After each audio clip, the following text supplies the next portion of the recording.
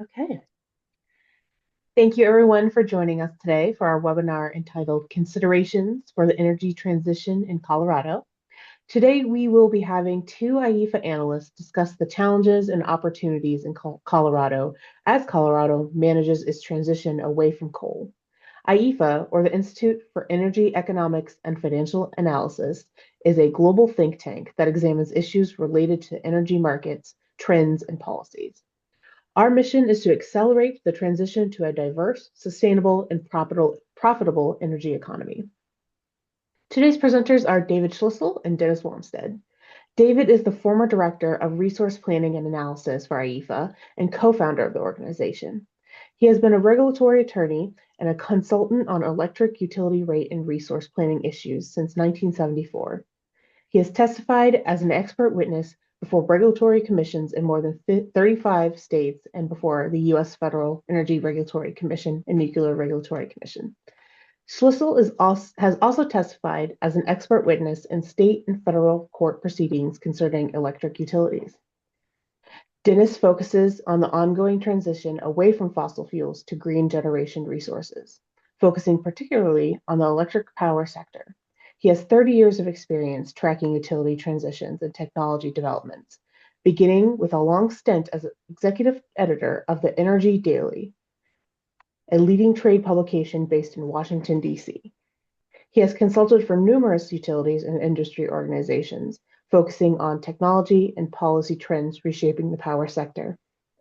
David and Dennis will present for about half an hour about why SMRs will arrive too late to address Colorado's needs and why renewables are a faster, cheaper, and more reliable option. After the presentation, we will be taking questions for the rest of the hour using Q&A function. The chat function is off, so if you have a question, please use the Q&A feature. If we don't get to all these questions, we will do our best to follow up with you offline. This webinar is also being recorded, including the Q&A section, and the slides and video will be made available following today's webinar. I will hand it off to David to begin his presentation. Thank you. Thank you, Jamie. Let me hope I get this correct. Does that look right to everyone? Yes, it looks great, Dennis, or David. It does? Okay, good. Today I'm going to be talking about nuclear reactors or mostly small nuclear reactors, SMRs, and Dennis will be talking about carbon capture. I'm going to start with a little history. The initial government and industry claims about what was then called atomic power in the 1950s and early 1960s were that over time construction costs would go down and eventually at least one chairman of the U.S. Atomic Energy Commission said that eventually the cost of electricity from then atomic power would be too cheap to meter. Unfortunately for the nuclear industry and a lot of investors, that did not happen. What's the reality? The reality is that nuclear reactor costs tripled and new reactors took twice as long to build as was claimed. High reactor costs led to what was called rate shock for ratepayers when very expensive reactors went into rates. Soaring costs also led to many reactor project cancellations. Only 4 reactors have started construction in the US since 2000. 2 in South Carolina were canceled when their estimated cost ballooned from 11 to $25 billion. The construction cost of the last 2 reactors completed in the US, which were the Vogtle reactors, was $22 billion higher than originally estimated. And the customers of Georgia Power Company are paying more than $150 per megawatt hour for the electricity from these reactors. That is roughly what has been estimated by the commission in Georgia, that's roughly 4 times what it would cost to get a megawatt hour of solar power. Uh, what are the current government and industry claims after this 50-year history of rising reactor construction costs and massive costs and extensive schedule overruns? Uh, as best as I can see, I've narrowed it down to two claims. One is that new SMRs, small modular reactors, will be built faster and at lower cost than existing reactors because they will use modular construction, meaning that they're built in factories and then assembled on site, and that building multiple copies of the same SMR designs will lead to savings. The second is that federal and state subsidies will make building new reactors less risky and therefore less costly. What's wrong with these claims? I'm actually going to explain these as I go through my next slides. But first, I want to mention there continue to be significant risks and uncertainties with regard to both small modular reactors and larger reactors. Uh, Now I'll go to my slides. The first one is that the estimated costs for SMRs have already begun to go up dramatically years before construction is due to begin. You can see here in yellow that those are the estimated costs for different times for the SMR from NuScale, a company from Oregon. The cost went up by 138% just in the 3 years between 2020 and 2023. The blue is a different SMR design. Its estimated cost went up by 72% in a 3 year period. I've only seen one estimate for the reactor design that's GE Hitachi's BWRX 300. And then we have two estimates from Bill Gates. Uh, the first one is a formal estimate. The second one, the higher one, is something that Gates admitted on CBS in June, a year ago, June, I believe, and he's since tried to backtrack from how expensive the reactor would be. Why have the estimated costs gone up so quickly?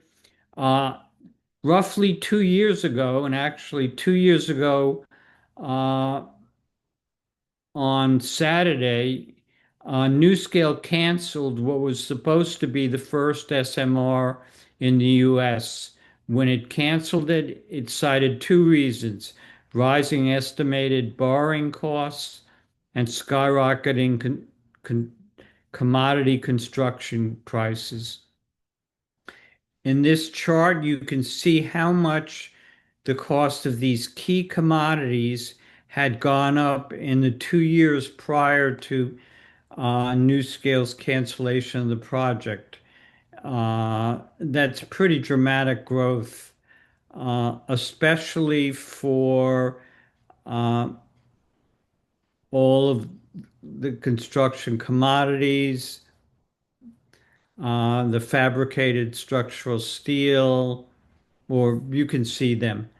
Uh, and these increases, uh, it's reasonable to expect that these increases have affected every reactor that's currently being designed and proposed in the US. Regardless of the specific design, they generally use the same commodities. Maybe they use more of one than another, but it's generally the same batch of commodities. Uh, why should further cost increases should be expected? Five reasons. Design uncertainties because none have been built. Construction labor wage rates and the prices of some commodities have continued to go up. The existing and potential tariffs on materials used in reactor construction that have been imposed or under consideration by the current federal administration. Depending on how many new reactors start construction, there would be increased competition for limited design, engineering, and commodities that would lead to higher construction costs. And finally, there's really no existing U.S. domestic reactor supply chain. And without that, uh, well, actually, without that, it's probably hard to build a new reactor. But it certainly will lead to higher costs. The estimated costs for a number of the SMRs have also been delayed by a number of years. As you can see here, the original NuScale SMR was it was claimed that it would be producing electricity in sometime in the period 2015 to 2016. By the time 2 years ago that it was canceled, that proposed commercial operation date had slipped to 2029 to 2020 2030. Excuse me. Different design, the XE100 reactor, its completion has slipped by roughly 6 years so far. But I expect that the schedules for all SMRs or large reactors will slip dramatically because that's been the history of the nuclear industry. Now, supporters claim that, as I mentioned before, that building multiple copies of the same SMR design will lead to lower costs, but that ignores important costs. It focuses on what are called overnight costs. Overnight costs are just what they mean. They're the costs that assume that you build the plant overnight, and they exclude escalation or inflation, whichever one term you want to use, and financing costs. That's the dashed line you see there that's going down, and that between 2030 and 2050 would experience roughly a 37.5% decline in cost. But when you include escalation and financing costs, the estimated cost of an SMR would increase in that same 20-year period by slightly over 27%. I should mention these numbers come directly from uh, a federal National Energy Technology Lab report. I'm just presenting them in this format. Uh, so you can see that if you focus on the overnight costs, you'll say, hey, the cost is going to go down over time. But if you include all of the costs, you'll say, well, wait a minute, the costs are actually not going to decline, they're going to increase. Uh, the length of time it takes to build a reactor also has a big impact on its cost because it determines the borrowing cost or how much money you have to borrow in order to finance the construction of the cost. This is These are the proposed and actual schedules or as of eight AP1000 reactor designs. It's a large reactor. It's roughly 1,000 megawatts in size. Two of them in the middle were built at the Vogtle nuclear project in Georgia. The first four on the left were built in China. The last two on the right were canceled. I mentioned that before after their cost went from 11 to $25 billion. Two things are interesting about this chart, and the reasons I included it is that Vogtle 3 and 4, the plant built in Georgia, whose cost went up by 157%, they weren't the first AP1000s built. The four Chinese AP1000s started construction 3 to 4 years ahead of Vogtle. Uh, so this chart shows that the claim that building multiple copies of the same design will inherently lead to cost and schedule declines isn't correct. The second important point is all 8 of these projects, their actual, or in the case of some, uh, estimated construction schedules went up dramatically. That's the history of the U.S. nuclear industry. That's what it's been since roughly the start.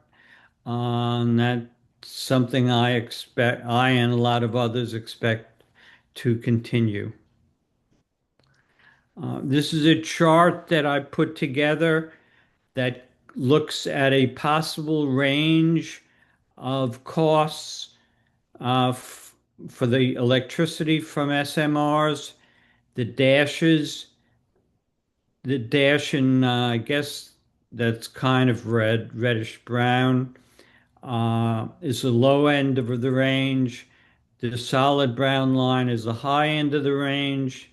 The difference between the two are the estimated construction cost, uh, the estimated construction duration. The solid line starts 5 years later because I assumed it would take 5 years longer uh, to build it.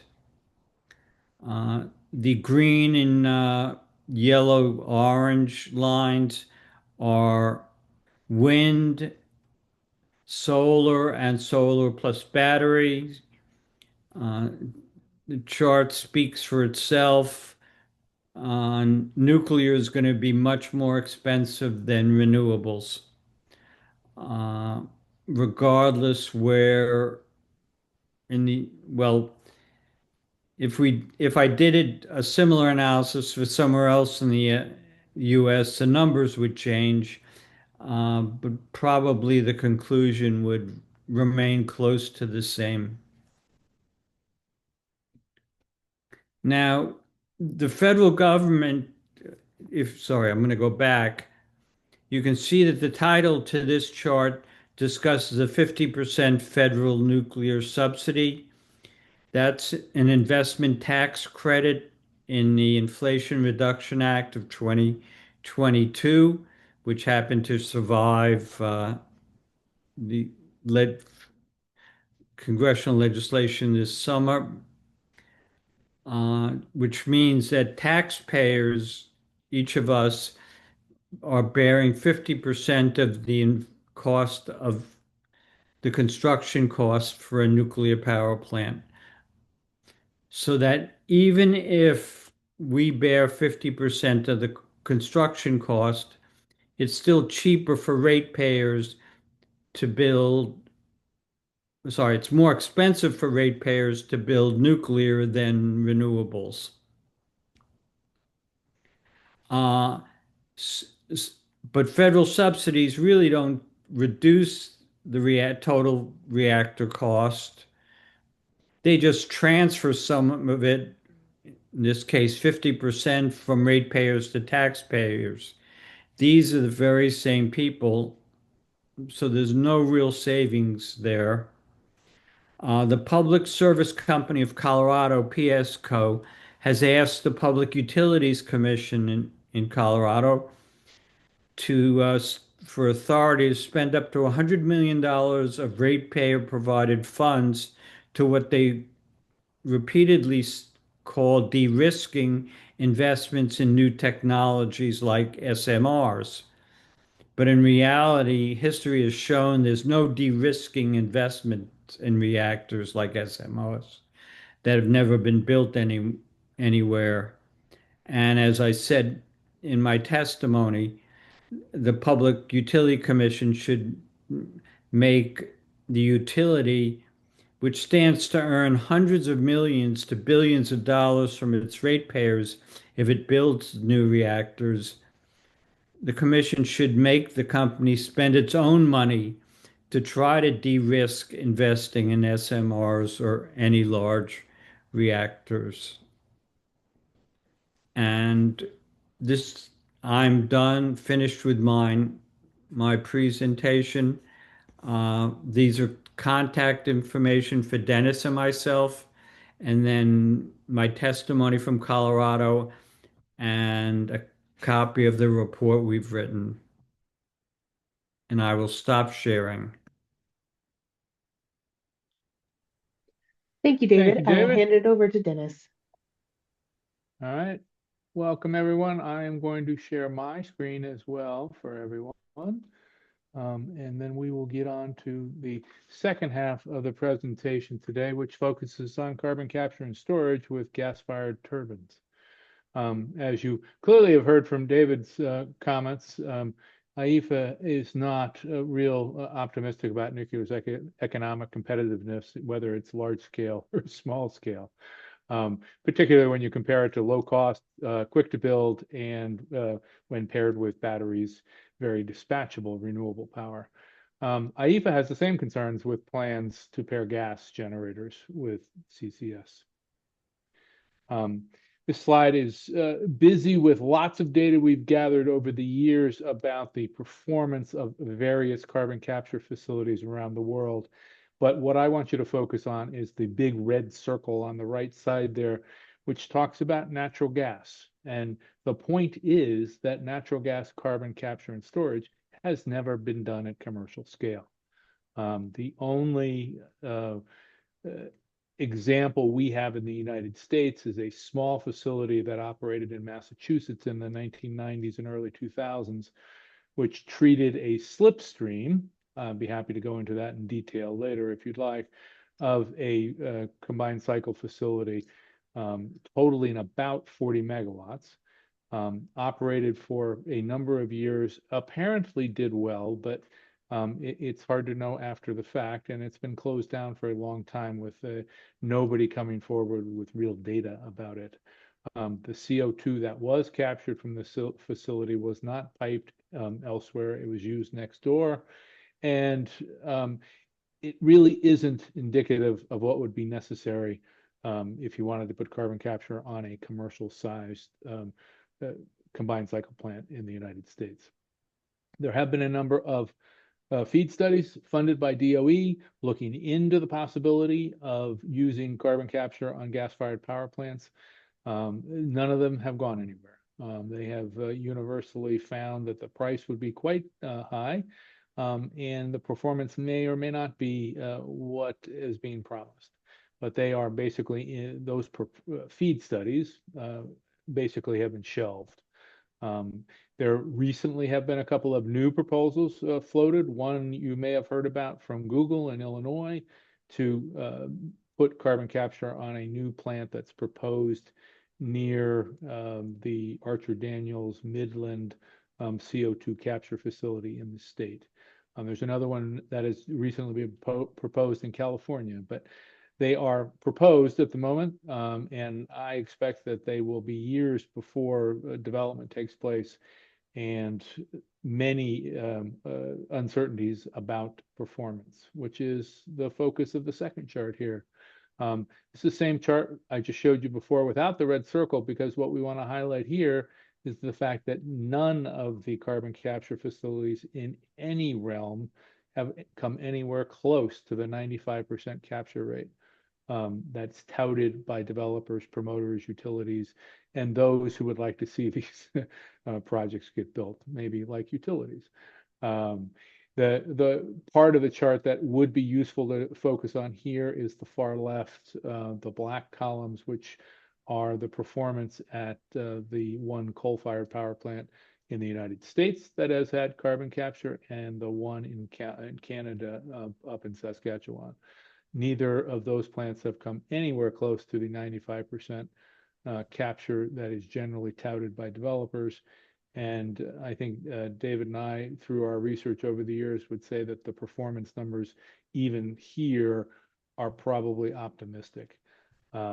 They just don't represent real life operations, particularly at Petronova, which again used a slipstream of the emissions from the power plant, which means that the capture facility was getting a steady supply of the flue gas to treat day in and day out. And that's not how plants operate in the real world. In addition to the fact that there is no basis for presuming carbon capture would work on gas-fired turbines, we have a significant history over the past 2.5 years of price increases for those gas turbines. This chart is from friends of ours at Grid Lab, who did a great report this summer about or graphing, charting the rise in gas turbine costs over the past year plus. This is looking forward to projects that are being bid out now, or were bid out in 2024, and showing basically that the price of turbines is rapidly approaching $2,500 a kilowatt. And the CEO of GE, which is one of the major turbine manufacturers in the US, recently said on their earnings call that at $2,500 a kilowatt is indeed pretty much the going price for a turbine you want to order now, which you're not going to get for 4 or 5 years. If that was the case, that would really increase the cost of the proposed, or the cost of the floated carbon capture and gas-fired turbine project in Pueblo. In the initial proposal that was submitted in the PISAC report in 2023, I believe the cost was put at about $1.2 billion or $1.3 billion. That included both the capture and the turbine. And today, the turbine itself would cost that amount of money. It's also important to note that there's no real indication today that there's a plateau in sight for these cost increases for turbines. There is a huge demand, as everybody is probably well aware, from the AI sector and the hyperscalers, and that has swamped the developers who are benefiting from being able to raise their prices as people bid up the cost of these gas turbines. And as everybody also probably knows, there is a 4 to 5 year delay in basically coming into the market today, ordering a turbine and trying to get it delivered. The 3 major manufacturers literally do not have the capacity to produce the turbines that are wanted by the AI and other developers at the moment. The other part of this cost issue is that, and this circles back to what David was saying about the structural costs, the steel costs, the copper costs for the SMRs and the AP1000s. There has been a significant increase in cost estimates for carbon capture and storage units, facilities. The chart here shows the increase for a proposed CCS retrofit at a coal-fired power plant in North Dakota called Milton Young. The project's called Project Tundra. Their facility would be about the same size as the proposed unit in Colorado in the 400 to 500 megawatt range. And you can see here that the price has effectively doubled in the past 5 years. going from $1 billion to very close to $2 billion. And also, not surprisingly, the cooperative that is behind this has not decided to go forward with it because they're not sure it's going to pay off, and they're not sure they can push those costs off onto their customers. So we have rising costs throughout. The other key thing I want to mention in my part of this presentation is that it really does matter in the performance of these carbon capture facilities, what kind of steady state they're getting from the turbine, whether it's a coal-fired power plant or a gas-fired power plant. Gas-fired power plants, by nature, do not run very much at steady state. Some of the gas combined cycle units in the United States do run at 80 to 90% capacity factor over the year. So that is possible, but even, and I'll get into this in a little bit here, even those have significant ups and downs during the month and during the year. This I thought would be interesting for this webinar because it highlights the performance at the Cherokee combined cycle facility, which is the newest unit owned by Xcel in Colorado. It's about 600 megawatts and it came online in 2015. This chart shows its performance during the month of June this year. Almost certainly the plant was taken offline at the early part of June for maintenance and maybe some minor repairs that would be very in keeping with a shoulder season demand throughout Colorado and elsewhere in the United States, where it's a lower demand period, and that's when you take units offline for maintenance. So it came back online, though, in the middle of the month, and you can see these are just daily generation data where it's going from roughly 250 megawatts at any given time down to 100 megawatts. That's fine for the plant. These gas plants are meant to ramp up and down like that to meet demand. It's not fine for the carbon capture equipment. They like this straight line here. They don't like jumps up and down. So you have a mismatch between the operation of the gas plant and the operation of the gas plant's carbon capture facility. And this is a broader view of the Cherokee plant over the past 3 years, say. But so this is monthly generation. This red circle here shows the generation falling down in June because it was offline for maintenance. But as we saw, previously, it wasn't steady state even when it was online. So you can infer from these other monthly generation, ups and downs, that during each of those months, there was significant ramping up and down during the month and during the day. Once again, that is not a good performance indicator for the carbon capture equipment. So, takeaways, short and sweet here. Carbon capture and storage has never been done at commercial scale in a combined cycle gas plant. The low flue gas concentrations of gas flue streams, typically in the 3 to 5% range, make capture of that gas extremely hard and extremely costly. The cost for gas turbines and the CCS equipment are rising, and rising quickly with no sign of plateauing, making any project a likely a big hit on ratepayers and taxpayers in the state of Colorado. And as you all may have seen yesterday and the day before, the energy costs are a big issue. Certainly played a role in the New Jersey and Virginia governor's races, and clearly played a big role in Georgia with the election of 2 Democrats for the Public Utility Commission. And then finally, as I've been saying, the operational characteristics for gas power and CCS don't mesh. And that is a recipe, if not for disaster, but certainly for high cost and poor performance. So I will leave you with this.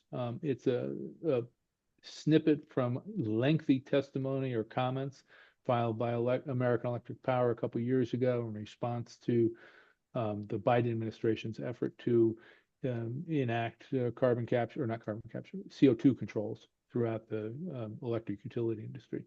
And AEP was forthright and basically said it hasn't been done. It's not commercially viable. We can't do it. But they weren't the only utility to say that. Every utility that filed comments said exactly the same thing. The folks from Duke filed similar comments. Southern Company filed similar comments. Um, so I'm seldom on board with utilities, but I wholeheartedly endorse their comments in this particular regard. I do not think that carbon capture and storage and gas-fired turbines are going to work, and they're certainly not commercially proven to date. So I will leave you with that and a little picture here. This is from the WA Parish coal-fired power plant, where they put carbon capture on one of the units. And I just wanted to highlight this because it shows how extensive the carbon capture equipment would have to be, even for a very small amount of control. So this capture equipment is treating 240 megawatts of the capacity from a 610 megawatt unit at the plant, but there are 4 units at the plant.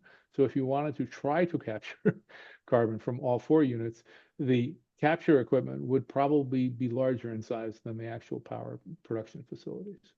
So with that, I will close. As we said before, we will be happy to answer questions. And I'm going to turn it back over to unshare my screen and turn it back over to Jamie so she can read off a couple of the questions and see if we can go from here. Thank you, Dennis. Thank you, David. We have about 20 minutes left for questions, and we have a few coming into our Q&A section. So I invite all of our attendees to enter questions. The first one we have is from Vivian Weinstein. Cost is important, but the danger and problem of waste is not mentioned. Why? Simply we were focusing on costs. Clearly, there are concerns about radiation, uh, but it wasn't within a topic uh, that I feel comfortable as an expert enough to answer. Uh, but just think about it.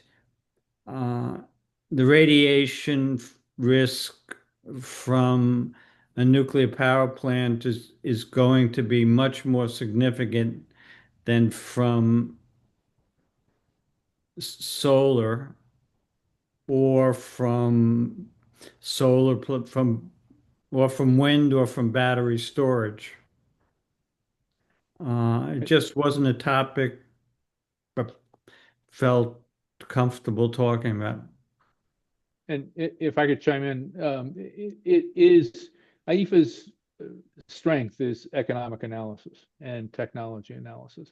And so we have never really weighed in on the waste issue, which we could. If we were to do that, it would be from an economic perspective, because those costs are never included in the cost of running a nuclear power plant.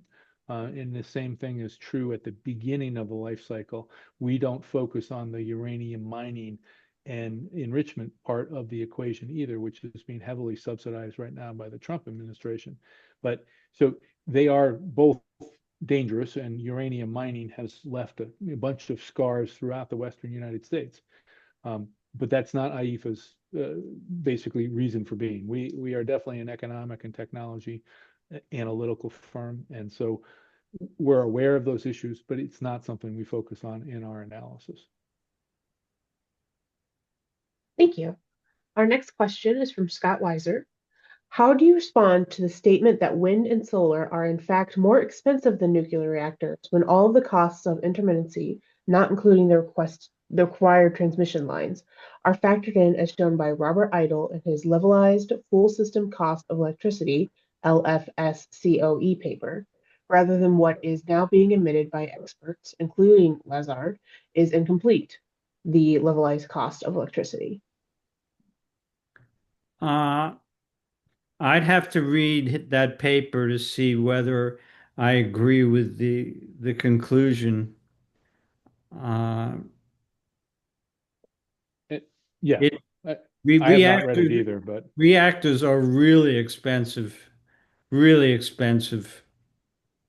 And yes, they do provide certain benefits that Solar alone doesn't, but solar plus battery storage does provide reliability benefits similar to those provided by nuclear. Uh, I'm not familiar with the paper that was cited in there, um, so I can't comment on it.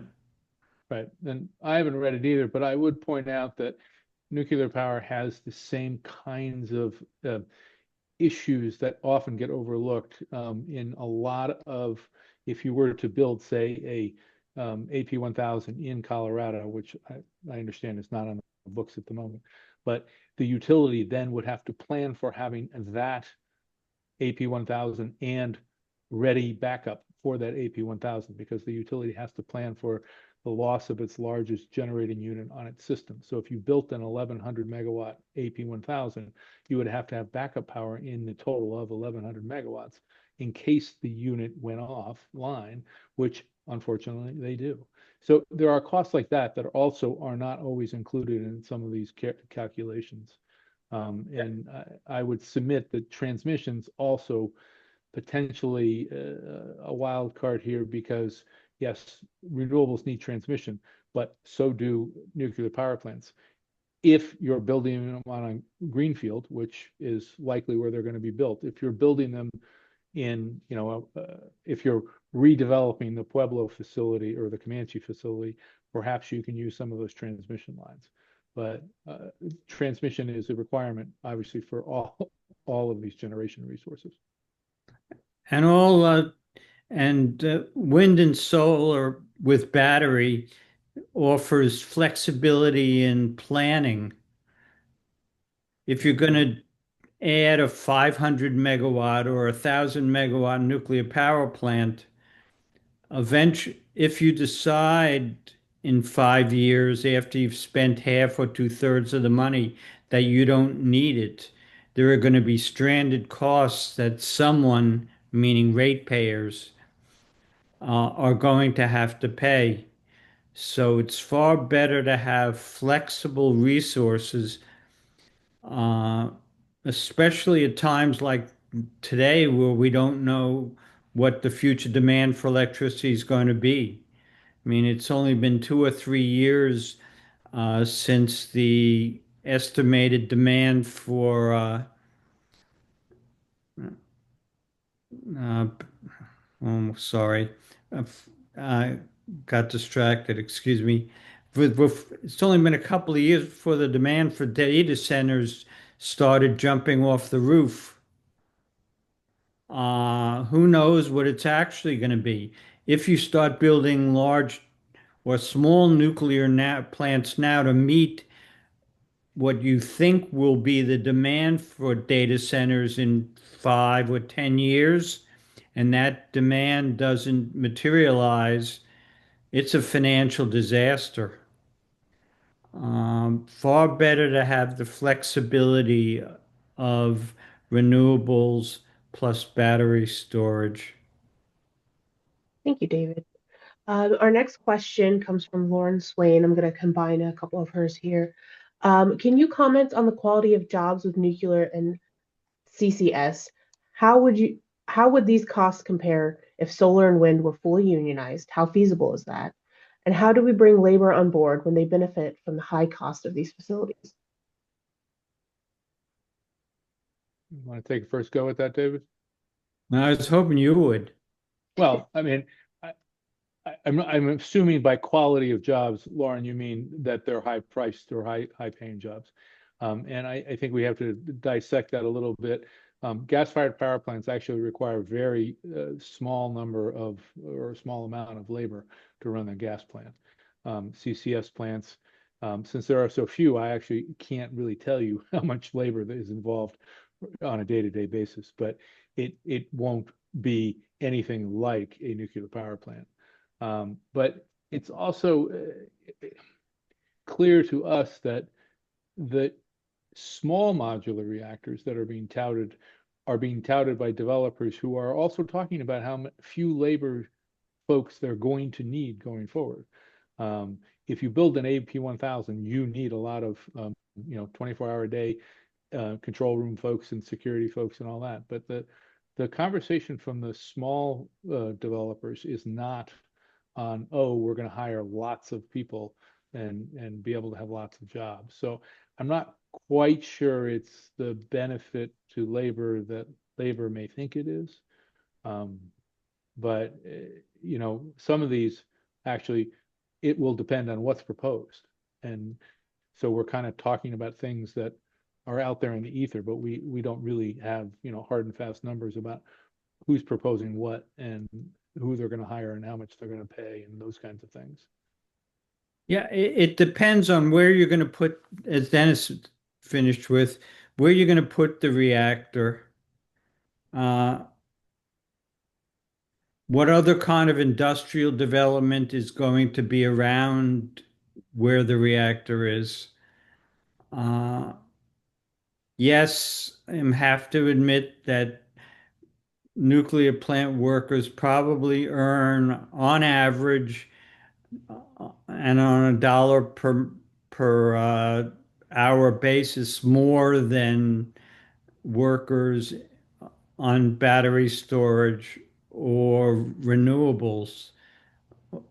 Uh, but you've got to look at it more holistically to determine what type of economic development there's going to be to determine what kinds of jobs you're going to get and how much are people likely to earn.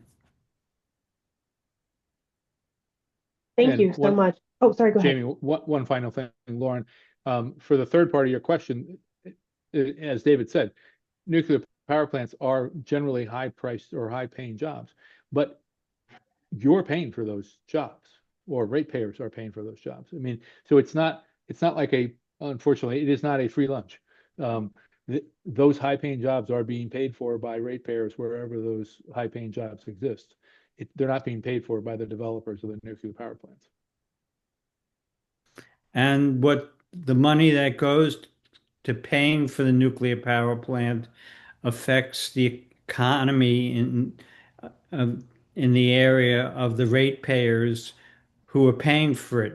For example, if a nuclear power plant were built uh, in Pueblo, the ratepayers in the Denver area would be paying for the costs of that, including the costs of workers, and it would affect their ability to spend money on other uses in the Denver area. So it's a really complicated economic analysis.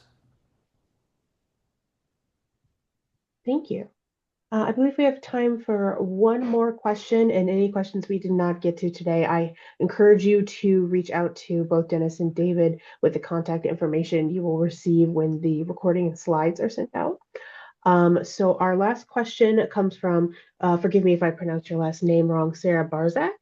Earlier this year, the Colorado State Legislature passed a bill that redefines clean energy to include nuclear power, and Governor Polis signed it into law. What are the concerns you have about this policy change? Uh, well, being clean doesn't mean it doesn't emit radiation, and being called clean doesn't affect the cost. Uh, it, you just can't think of it. I mean, you can't redefine.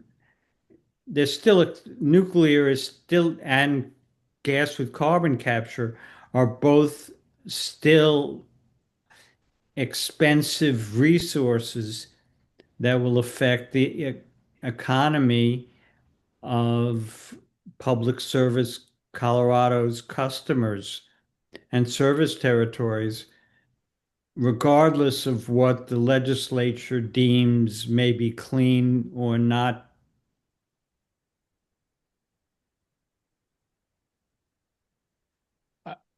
Sarah, I would be concerned if the clean, and I don't know the legislation in Colorado. So if clean makes it easier to site the facility, or if clean gives it access to some sort of state tax credits, which I'm not familiar with, that would worry me. Clean, though, however, like David said, doesn't change the economic evaluation. And if the PUC in Colorado and elsewhere is looking at the lowest cost, most reliable resource, they're not going to be swayed by whether it's clean nuclear power or just nuclear power. It's not going to be economic nuclear power. And so I'm not sure exactly what the legislation says, but the clean moniker doesn't bother me if it can't by fiat change the economics, Yeah, unless there are some tax things that I'm not familiar with. I think the clean is meant to help the siting of nuclear power plants by calling them clean rather than unclean. Jamie, can I hop in here? I know you said that was the last question, but Alan Mhm. Beth's question next is directed to me about CCS. And I may have misspoke, Alan, in the sense that they have proposed these facilities. They haven't pulled the trigger in the sense that they're putting money behind them. Um, CRC is the California Resources Corporation in California, and they haven't issued a press release saying they were thinking about doing a feed study, if you will, on the possibility of building a carbon capture and storage facility at a gas plant in California. So it's not like the project's under construction. And I do not believe that the Google project is under construction either. But there is a long treasured history in corporate America of announcing that you're going to do something to solve a problem and then getting that day's news cycle and then perhaps not following through down the road. So I'm not sure that Google is going to invest in this project in Illinois, and I'm not sure the California project's going to happen, but they have said they're considering it. So, you know, Google's also considering nuclear power, and Google's considering uh, uh, geothermal, which is a good thing. And so Google's thrown money at everything. Now, whether the CCS project happens or not, I will wait with bated breath, or maybe I won't with bated breath. Maybe I will just watch and see what happens. But Maybe you'll we'll unbait yes, your breath. exactly. Um, and your final part of your question, Alan, was about yes, other utilities are now going forward, and we had this happen 2 years ago, 2.5 years ago, with the hydrogen hype that sort of washed over the United States after the IRA was passed. Utilities now and developers now are all saying, "Oh, we're going to build this gas-fired power plant, and we'll consider putting carbon capture and storage on it down the road at some point if it's economic." And so they get the good news feel of, oh, we're talking about carbon capture and storage, but they're not committing to anything. This has happened in Louisiana with Entergy. It's happened in a couple of the integrated utilities that are saying, oh, we promise down the road we'll do CCS, but they're not signing contracts to build the CCS. They're just talking about CCS. Thank you. Okay, thank you everyone so much for attending our webinar. Like I mentioned, we will send a recording and the slides out shortly. Feel free to reach out to either David or Dennis with any questions we were not able to get to today, and enjoy the rest of your week. Thank you. Thank you. Hey, everyone.